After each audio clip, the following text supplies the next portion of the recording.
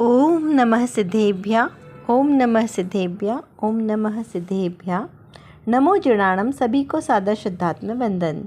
आज वैशाख शुक्ला दशमी का यह शुभ मंगल पावन दिवस और आज ही के दिन 1008 तीर्थंकर शासन नायक भगवान महावीर स्वामी का केवल ज्ञान कल्याणक तिथि का भी यह शुभ मंगल दिवस है। केवल ज्ञान कल्याणक के बाद भगवान महावीर का समवसरण लगा राजगृह के विपुलाचल पर्वत पर और 66 दिन यानी 66 दिन बाद उनकी दिव्य देशना खिली, जिसे वीर शासन जयंती के नाम से जाना गया। ऐसे महामुनिराज के आज के इस पावन अवसर पर आज धन्य मुनि दशा के स्वरूप को बताने का आज यह संदेश। चलिए पढ़ते हैं यह संदेश। धन्य व निर्ग्रंथ मुनि दशा। मुनि दशा अर्थात केवल ज्ञान से की तलहटी मुनि को अंतर में चैतन्य के अनंत गुण पर्यायों का परिग्रह होता है। विभाव का रस छूट गया होता है। बाहर में ओले में श्रामण्य पर्याय की सहकारी कारणभूत पने से देह मात्र परिग्रह होता है। क्या कहा यहाँ पर? यह बंसी के वचनामृत के आधार से संदेश प्राप्त हुआ है। यहाँ पर धन्य व मुनि दशा। मुनि दशा को धन्य क्यों कहा, पहले तो यह विचार करना है। क्योंकि जिस जीव ने वह निर्ग्रंथ दशा को धारण किया वह पर्याय उसकी धन्य हो गई। क्यों? क्योंकि पर्याय सार्थक हो गई। मुनि दशा यानी तीन कषाय चौकड़ी का अभाव। तीन कषाय चौकड़ी का अभाव कौन कौन सा? अनंतानुबंधी, अप्रत्याख्यान और प्रत्याख्यान कषाय। ये तीन कषाय में अनंतानुबंधी क्रोध मान माया लोभ के अभाव में सम्यक दर्शन की प्राप्ति होती है, यानी चतुर्थ गुणस्थान। फिर उसके बाद में व्रताधिक का अंगीकार किया जीव ने, तो दो कषाय चौकड़ी का अभाव हुआ, यानी कषायों की और मंदता। एक अनंतानुबंधी ढीठ प्रकृति की कषाय है जो मिथ्यात्व अवस्था वाली है। जब उसका अभाव हुआ तो आत्मा में विशुद्धि प्रकट हुई, तब अनंतानुबंधी कषाय का अभाव हुआ। फिर और विशुद्धि बढ़ती गई, व्रत आदि लेने के भाव जागृत हुए, तब दो कषाय चौकड़ी का अभाव हुआ, जिसमें अप्रत्याख्यान कषाय, अप्रत्याख्यान क्रोध मान माया लोभ का अभाव हुआ। फिर उसके बाद में जब जीव छठम गुणस्थान में आया, यानी उसे मुनिपने के भाव आए, महाव्रत आदि लेने के भाव आए, तब तीन कषाय चौकड़ी का भाव, या ऐसा कह सकते हैं कि तीन कषाय चौकड़ी का अभाव जो जीव का होता है तब उसको मुनि बनने के भाव आते हैं, यानी इतनी आत्मा में विशुद्धि होती है। ऐसा नहीं होता है कि पहले जीव मुनि पना धारण कर ले और उसके बाद उसको तीन कषाय चौकड़ी का अभाव हो, ऐसा नहीं होता है। जब उसको तीन कषाय चौकड़ी का अभाव होता है, मतलब यानी आत्मा में इतनी विशुद्धता प्रकट हो गई, तो सहज ही उसको मुनिव्रत धारण करने के भाव जागृत होते हैं। अब कई बार ऐसा भी होता है कि अभी तो मिथ्यात्व की अवस्था है, यानी सम्यक दर्शन प्रकट ही हुआ है और बाहर में व्रताधिक ले लिए, तो वो बात अलग है। लेकिन यहाँ पर उन मुनिराजों की बात चल रही है जो भावलिंग के साथ मुनि बने, जिनको अंदर में जो भाव से भी मुनिपद जिनका है और बाहर में भी उन्होंने मुनिपद को धारण किया, ऐसे महामुनि राजों की बात चल रही है। इसलिए यहाँ पर मुनि दशा को धन्य मुनि दशा कहा। अब मुनि दशा छठे गुणस्थान से लेके 13वें 14वें गुणस्थान तक मुनि दशा ही कहलाएगी, क्योंकि वो मुनि दशा है ना। भले ही केवल ज्ञान हो गया है, पूर्ण वीतरागता प्रकट हो गई 12वें गुणस्थान में, लेकिन तब भी वो दशा मुनि दशा ही कहलाएगी। इसलिए यहाँ पर वो केवल ज्ञान वाली वीतरागता, पूर्ण वीतरागता वाली जो दशा है, उस दशा को धन्य मुनि दशा यहाँ पे बात कही है। तो यहाँ पे कहा कि वो मुनि दशा धन्य है, यानी केवल ज्ञान की तलहटी। अब केवल ज्ञान की तलहटी मतलब जैसे हम पहाड़ पर्वत पर जाते हैं, सम्य शिखर के पर्वत पर, तो उसकी चोटी पर तो कौन विराजमान है? सभी सिद्ध भगवंतों के चरण विराजमान है।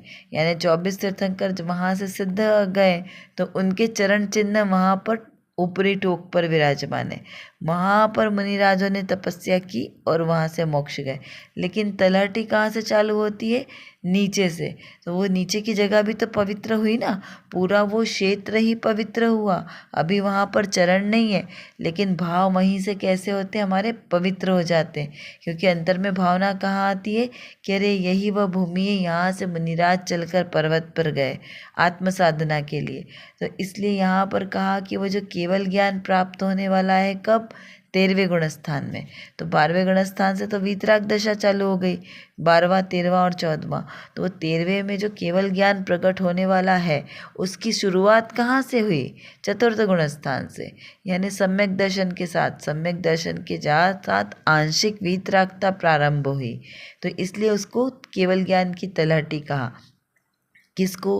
वो छठे गुणस्थान को, क्योंकि वो मुनि दशा का है।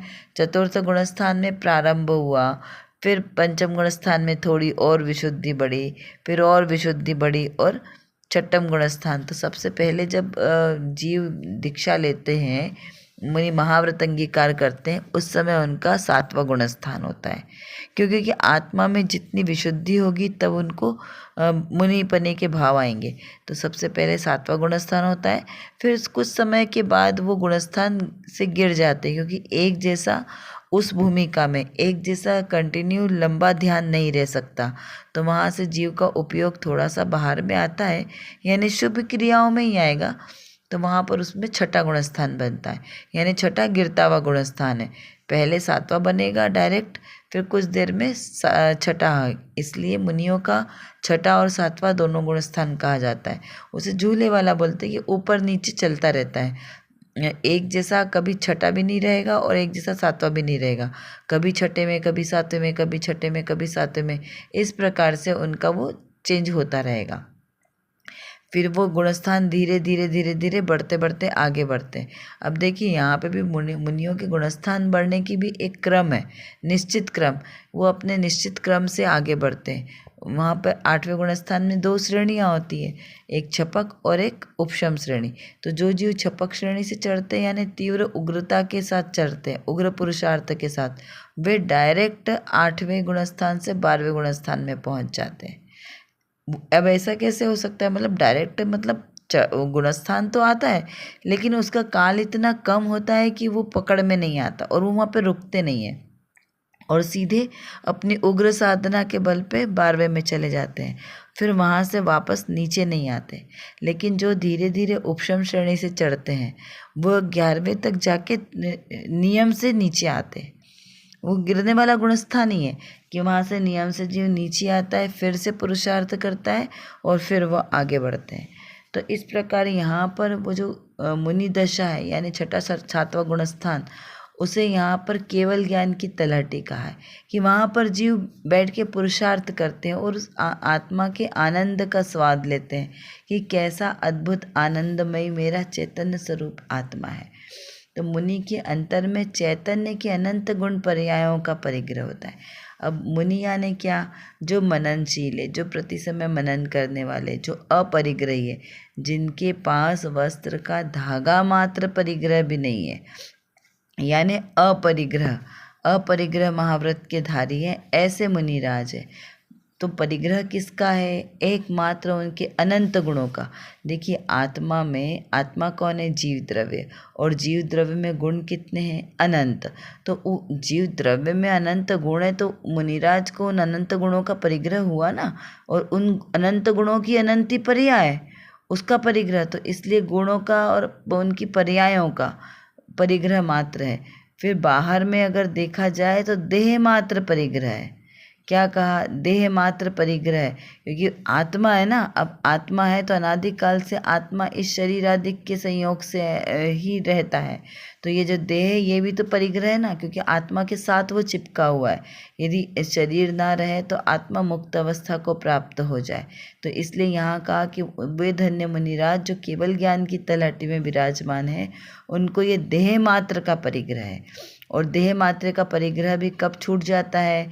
जब वे अपनी आत्मा अंतर की साधना में लीन हो जाते हैं और बाहर में जो पूर्व में जो आयुबंध बंधा है वो आयुबंध भी उनका पूरा हो जाता है। उसके बाद में आत्मा मुक्त अवस्था को प्राप्त हो जाती है, तो वो देह मात्र का जो परिग्रह है ना वो भी छूट जाता है। तो ऐसे महामुनिराज केवल ज्ञान की दशा को प्राप्त करने वाले हैं। तो ऐसे महामुनिराजों के चरणों में शत शत वंदन। अब देखते हैं आज की रत्नकणिका में कौन सी बात है। यहाँ पर मुमुक्षु ने प्रश्न किया है कि आत्मा की महिमा किस प्रकार आए। क्या प्रश्न किया कि आत्मा की महिमा किस प्रकार आए।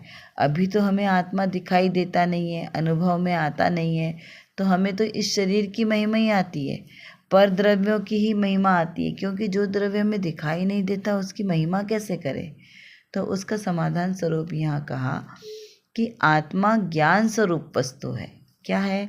आत्मा ज्ञान स्वरूप वस्तु है। जहाँ ज्ञान है वही आत्मा है। जो आत्मा है उसी में ज्ञान है। दोनों एक दूसरे के बिना हो नहीं सकते, क्योंकि दोनों एक में एक ही है। अनंत गुणों का पिंड है दूसरा विशेषण। पहला विशेषण आत्मा ज्ञान रूप वस्तु है। दूसरा आत्मा अनंत गुणों का पिंड है। पूर्ण ज्ञायक तत्व त्रिकाली अस्थि रूप है। उसका स्वरूप तथा सामर्थ्य अगाध एवं आश्चर्यकारी है। ऐसा स्वरूप रुचिपूर्वक लक्ष्य में ले, समझे तो उसका महात्म्य आए। प्रति क्षण जो नई नई एक समय की केवल ज्ञान की पर्याय भी तीन काल तीन लोक को जानने की सामर्थ्य वाली है, तो फिर उसे धारण करने वाले त्रैकालिक द्रव्य का सामर्थ्य कितना। इस प्रकार आत्मा के आश्चर्यकारी स्वभाव को यथार्थ लक्ष्य में ले तो आत्मा की महिमा आए। क्या कहा यहाँ पर कि आत्मा की महिमा कब आएगी? जब आत्मा को जानेंगे, जब आत्मा के स्वरूप को जानेंगे, उसकी विशेषताओं को जानेंगे, तब तो आत्मा की महिमा आएगी ना। बिना जाने महिमा कैसे आएगी? तो पहले परीक्षा करें। तो देखिए लौकिक में भी क्या होता है, हमें किसकी महिमा आती है? जब हम उसको जानते हैं। लोगों को डॉक्टर की महिमा आती है कि अरे डॉक्टर है कि हमारे ये तो अभी जीते जाते भगवान है। तो उसकी महिमा क्यों आती है? क्योंकि जब किसी को रोगाधिक हो और वो रोग से बहुत ज़्यादा पीड़ित हो, तब वो डॉक्टर के पास जाता है और डॉक्टर अपने ज्ञान के अनुसार जो कुछ मेडिसिन देते हैं, ट्रीटमेंट करते हैं, और उससे हमें ऐसा लगता है कि हम ठीक हो गए। तो हमें उसकी महिमा आती है कि अरे डॉक्टर के पास नहीं जाते तो हम ठीक कैसे होते। तो इस डॉक्टर की मेडिसिन की वजह से, उसके ज्ञान की वजह से हम ठीक हो गए, हमारा रोग निरोग हो गया और हम कैसे हो गए? सुखी हो गए, निरोगी हो गए। तो इस प्रकार जब हमें उसकी वजह से कोई विशेष लाभ मिलता है तब हमें उसकी महिमा आती है कि अरे ये तो कितना ज्ञानवान है। टीचर हमें ज्ञान देते हैं, शिक्षक हमें पढ़ाते हैं, तब हमें उनकी महिमा आती है कि अरे टीचर हमें समझाते नहीं, पढ़ाते नहीं, तो हमें कैसे पता चलता? हमें तो ये विषय समझ में ही नहीं आता, मैथ्स से इतना कठिन है, हम कैसे समझते यदि हमें पढ़ाया नहीं जाता। तो हमें वो टीचर की महिमा आती है। घर में किसकी महिमा आती है? अपने माता पिता की। कहते माता पिता नहीं होते तो हमें कौन संभालता? हमें बचपन से कौन सिखाता अच्छे बुरे का ज्ञान, और कौन हमें सारी दुनिया को देखना सिखाता? तो इसलिए हमें महिमा किसकी आती है? अपने माता पिता की। तो इस प्रकार लौकिक में तो हम बहुत चतुर है कि जिसके द्वारा हमें कोई ज्ञान की प्राप्ति होती तो हमें उसकी महिमा आती है, और आना भी चाहिए, क्योंकि यही लौकिक विनय भी है। वैसे ही आत्मा, मेरा आत्मा ज्ञान स्वरूप है। तो उस आत्मा की महिमा कब आएगी? जब हम आत्मा को जानेंगे। तो आत्मा नहीं होता तो हम यहाँ पर रहते कैसे? हमें कोई देख कैसे पाता? क्योंकि जो मेरा आत्मा है वो इस शरीर में है। इस शरीर में मेरा आत्मा है, तभी तो इस शरीर को लोग जान रहे हैं।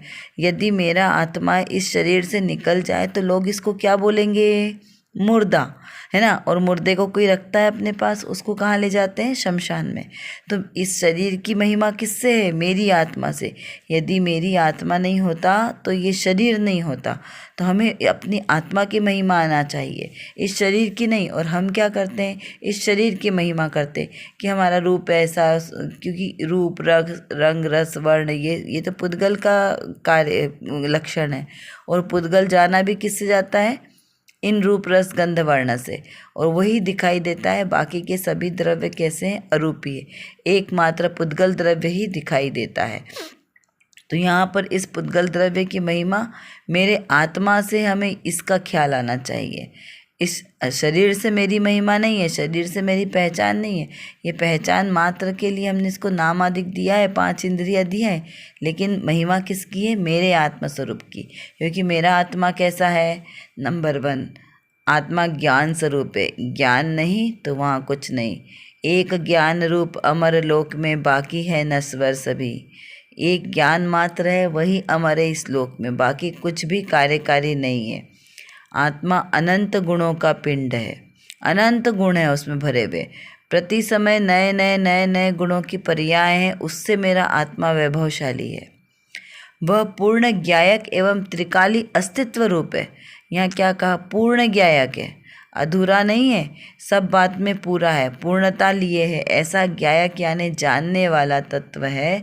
और कैसा है? त्रिकाली, भूत भविष्य वर्तमान तीनों लोकों में एक जैसा रहने वाला अस्तित्व रूप है।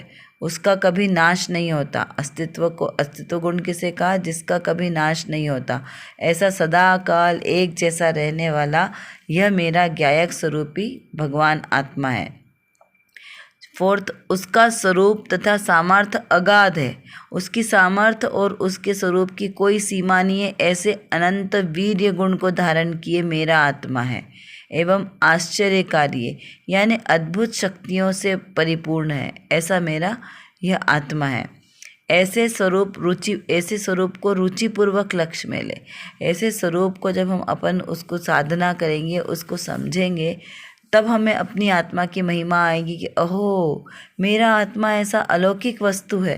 तो ऐसे आत्मा की महिमा आए बिना नहीं रहती। जब हम अपने आत्म स्वरूप को जानेंगे, और अपने आत्म स्वरूप को जानेंगे तभी हम अपने आत्मा को पहचानेंगे और हमारा मोक्ष मार्ग प्रशस्त होगा। प्रति क्षण जो नई नई एक समय की केवल ज्ञान की पर्याय में भी 3 काल 3 लोक को जानने की सामर्थ्य है, तो फिर उसे धारण करने वाले उस त्रैकालिक द्रव्य की सामर्थ्य कितना होगा। इस प्रकार से अपने द्रव्य स्वभाव की महिमा आती है। अब देखिए, प्रतिक्षण यानी वो पल कितना है? सबसे छोटा, समय की सबसे छोटी इकाई है पल। तो वो प्रति समय जो नई नई आ रही है, एक जैसी केवल ज्ञान की पर्याय नहीं है। प्रति समय नई नई पर्याय उत्पन्न हो रही है। अब वो नई नई भी कैसी हो रही है? प्रति समय वो केवल ज्ञान ज्ञान की ही पर्याय उत्पन्न हो रही है, और उत्पन्न हो रही है और नष्ट हो रही है। क्योंकि द्रव्य का स्वभाव ही है ना, सत लक्षण वाला, गुण और पर्याय वाला। तो उसी में से नई पर्याय उत्पन्न होती है और उसी में नई पुरानी पर्याय विलीन हो जाती है। उसे कहते हैं जो द्रव्य है वो द्रव्य, और उत्पन्न हो रही पर्याय वो उत्पाद, और जो व्यय हो रही, जो नष्ट हो रही है उसे व्यय का। तो उत्पाद, व्यय और द्रव्य से युक्त ऐसा द्रव्य है सत लक्षण वाला। तो उसमें नई नई पर्याय प्रति समय नई नई पर्याय उत्पन्न हो रही है और नष्ट हो रही है। तो ऐसी सामर्थ्य वाला केवल ज्ञान। तो जब उस पर्याय की इतनी सामर्थ्य है तो उस द्रव्य की सामर्थ्य कितनी होगी। क्योंकि देखो ना, जब हम क्या कहते हैं कि कोई भारत देश है, भारत देश के मध्य प्रदेश में अगर जनसंख्या की जो संख्या है वह यहीं पर इतनी है, तो फिर पूरे देश में कितनी होगी। क्योंकि देश तो कितना बड़ा होता है ना। ऐसे ही जब पर्याय की इतनी सामर्थ्य है जो प्रति समय जिस द्रव्य में से निकल रही है, तो उस द्रव्य में कितनी बड़ी खदान होगी कि वहाँ से प्रति समय नई नई पर्याय निकलती जा रही है और फिर भी ख़त्म नहीं हो रही है। तो इस प्रकार से अपने आत्मस्वरूप की महिमा आती है। ऐसा आश्चर्यकारी भगवान आत्मा मैं हूँ, कोई और नहीं। जब ऐसा हमें श्रद्धान होगा तभी हमें अपने आत्मा की महिमा आएगी। चलिए अब कुछ प्रश्नों के माध्यम से हम चिंतन धारा को और बढ़ाएंगे कि धन्य मुनि दशा कैसे होती है। इसका आप शांति से विचार चिंतन करें कि कैसे है वह महामुनिराज। पहले तो आगम के साथ उसका स्वाध्याय करें, मुनियों के स्वरूप को समझें कैसे हैं मुनिराज। फिर उसका चिंतन करें कि ऐसा ही द्रव्य स्वभाव से मैं भी ऐसा ही मुनि हूँ। अभी पर्याय में भले ही हमने धारण नहीं किया क्योंकि उतनी विशुद्धि नहीं है, लेकिन द्रव्य स्वभाव से तो मैं मुनि हूँ ना। तो ऐसे अपने स्वभाव की महिमा लाएं कि ऐसा मुनिपना मेरे अंदर में है, मैं ही हूँ। केवल ज्ञान की तलहटी किसे कहा है और क्यों कहा? केवल ज्ञान की तलहटी किसे कहा और क्यों कहा, इस पर विचार करें। आत्मा की महिमा ज्ञान स्वभाव से कैसे है? आत्मा की महिमा कैसे है? तो इस ज्ञान स्वभाव से कैसे है? केवल ज्ञानी किसे कहा? केवल ज्ञानी यानी जो तीन लोक तीन काल की समस्त वस्तुओं को द्रव्य गुण पर्यायों के साथ एक साथ युगपत जानता है, उसे कहा केवल ज्ञान। यानी ज्ञान की सबसे उत्कृष्ट दशा। तो क्या वर्तमान में ऐसे कोई केवली भगवान है? कहाँ पर? अभी भरत क्षेत्र में तो है नहीं, विदेश क्षेत्र में है, क्योंकि वहाँ पर अभी भी चतुर्थ काल वर्त रहा है। तो भरत और ऐरावत दो में अभी वर्तमान में कोई तीर्थंकर भगवान नहीं है, कोई केवल ज्ञानी नहीं है। प्रति समय जो नई नई पर्याय उत्पन्न हो रही और नष्ट हो रही है, यह किसने देखा या जाना? तो यह केवल ज्ञान की ज्ञान का विषय है, और स्वयं आत्मा जो अपने स्वभाव को जान लेता है, उसे यह पता चलता है कि प्रति समय नई नई पर्याय उत्पन्न हो रही है। कर विचार तो पाम, हम जितना विचार करेंगे उतना ही हमारा विषय क्लियर होगा, क्योंकि हमारे पास समय की कमी है और जानना बहुत ज़्यादा है। और किसको जानना है? अपने ही ज्ञायक स्वभाव को जानना है। तो जब तक हम अपने इस ज्ञायक स्वभाव को नहीं जानेंगे, तब तक हमारा कोई भी कार्य सिद्ध नहीं हो सकता। तो एकमात्र जो मेरे अंदर, मतलब मेरे आत्म स्वभाव में जो ज्ञान नाम का विशेष गुण है, इस गुण को एकमात्र अपने ज्ञायक स्वभाव को जानने में लगाएं, तो निर्विकल्प दशा की प्राप्ति होगी। और इस निर्विकल्प दशा के ही आश्रय से हमें शाश्वत सुख की प्राप्ति होगी। तो वो शाश्वत सुख हमें प्राप्त हो, इसीलिए पुरुषार्थ करना आवश्यक है। उसके लिए व्यवहार से तो सच्चे वीतरागी देवशास्त्र गुरु का आश्रय लेना योग्य है, और निश्चय नय से मेरी निज शुद्धात्मा का आश्रय लेना ही सर्वश्रेष्ठ उपाय है। अभी के लिए बस इतना ही। विशेष चर्चा हम आगे की कक्षाओं में करेंगे। तब तक हम अपने आत्मस्वरूप को जानें, पहचानें और उसी में लीन रहें। इसी विशेष मंगल भावना के साथ आप सभी को सादर जय जिनेंद्र।